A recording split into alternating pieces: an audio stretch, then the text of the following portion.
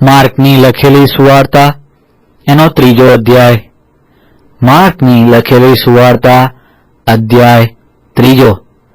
અને તે ફરી સભાસ્થાનમાં ગયો, અને ત્યાં એક માણસ હતો કે જેનો હાથ સુકાઈ ગયેલો હતો, અને વિશ્રામવારે તે તેને સાજો કરશે કે નહીં તે વિશે તેઓએ તેના પર નજર રાખી, એ માટે કે તેઓ તેના પર દોષ મૂકે.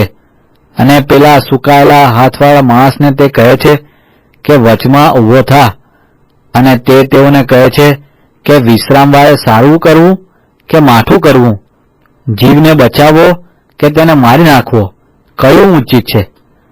પણ તેઓ છાના રહ્યા, અને તેઓના હૃદયની કઠણતાને લીધે તે દિલગીર થઈને ગુસ્સા સહિત ચોતરફ તેઓ તરફ જોઈને તે માણસને કહે છે કે તારો હાથ લાંબો કર.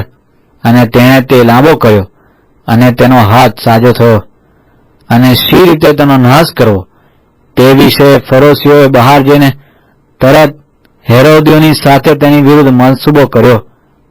અને ઈસુ પોતાના શિષ્યો સુદ્ધા નીકળીને સમુદ્રની પાસે ગયો, અને ગાલિલમાંથી ઘણા લોક તેની પાછળ ગયા, તેમજ યહૂદિયામાંથી તથા યરૂશાલેમમાંથી તથા અદુમમાંથી તથા યર્દનને પેલે પારથી તથા તૂર તથા સીદોનની આસપાસના ઘણા લોક તેણે જે કાર્યો કર્યા તે સાંભળીને તેની પાસે આવ્યા. અને લોકથી પોતે દબાય નહીં માટે તેણે ભીડના કારણથી પોતાને માટે હોળી તૈયાર રાખવાનું પોતાના શિષ્યોને કહ્યું, કેમ કે તેણે ઘણાને સાજા કર્યા હતા, અને તેથી જેટલા માંદા હતા તેટલા તેને અડકવા સારું તેના પર તૂટી પડતા હતા. અશુદ્ધ આત્માઓએ જ્યારે તેને જોયો ત્યારે તેઓ તેને પગે પડીને પોકારી ઉઠ્યા કે તું દેવનો દીકરો છે. અને તેણે તેઓને બહુ તાકીદ કરી કે મને પ્રગટ ન કરો. અને તે પહાડ પર ચડ્યો, ને જેઓને તેણે પસંદ કર્યા તેઓને તેણે બોલાવ્યા, અને તેઓ તેની પાસે આવ્યા. અને તેણે 12ને નીમ્યા, એ માટે કે તેઓ તેની સાથે રહે, અને તે તેમને ઉપદેશ કરવા મોકલે, અને કે તેઓ અધિકાર પામીને ભૂતો કાઢે. અને સિમોનની અટક તેણે પિત્તળ પાડી, તથા ઝબદીનો દીકરો યાકૂબ તથા યાકૂબનો ભાઈ યોહાન, તેઓની અટક તેણે બંને રગેશ પાડી, એટલે ગર્જનાના દીકરા. અને આંદ્રિયા તથા ફિલિપ તથા બારથોલમી તથા માથી તથા થોમા તથા આલ્ફીનો દીકરો યાકૂબ તથા થદ્દી તથા સિમોન કનાની તથા તેને પરસ્વરીન કરનાર યહૂદા ઇસ્કારિયોત, એ 12ને તેણે નીમ્યા. અને તે એક ઘરમાં આવે છે, અને ફરી એટલા બધા લોક એકઠા થયા કે તેઓ રોટલી પણ ખાઈ ન શક્યા. અને તેના સગાઓ એ સાંભળીને તેને પકડવા બહાર નીકળ્યા, કેમ કે તેઓએ કહ્યું કે તે ઘેલો છે.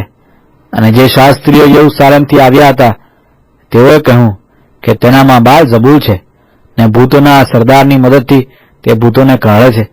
અને તેણે તેઓને પાસે બોલાવીને દ્રષ્ટાંતોમાં તેઓને કહ્યું કે શૈતાન શૈતાનને કેમ કાઢી શકે?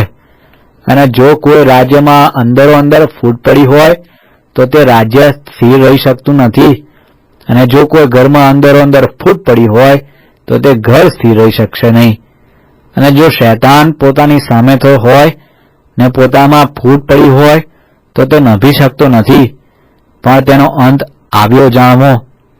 બળવાનના ઘરમાં પેસીને જો કોઈ તે બળવાનને પહેરા ન બાંધે તો તે તેનો સહસામાન લૂંટી શકતો નથી, પણ તેને બાંધ્યા પછી તે તેનું લૂંટી લેશે. હું તમને ખચિત કહું છું કે માણસોના દીકરાઓને સર્વ અપરાધોની જે દુર્ભાષણો તેઓ કરે છે તે સર્વની તેમને માફી મળશે.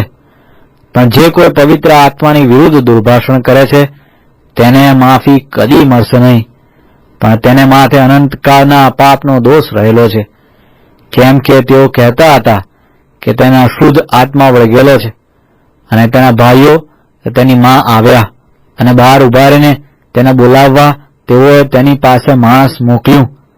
અને ઘણા લોક તેની આસપાસ બેઠેલા હતા. તેઓએ તેને કહ્યું કે જો તારી માં તથા તારા ભાઈઓ બહાર ઉભા છે ને તેને શોધે છે. અને તેણે તેઓને ઉત્તર આપ્યો કે મારી માં તથા મારા ભાઈઓ કોણ છે? અને જેઓ તેની આસપાસ બેઠેલા હતા તેઓની તરફ ચારે તરફ જોઈને તે કહે છે કે જુઓ મારી માં તથા મારા ભાઈઓ, કેમ કે જે કોઈ દેવની ઈચ્છા પ્રમાણે કરશે તે જ મારો ભાઈ તથા મારી બહેન તથા મારી માં છે.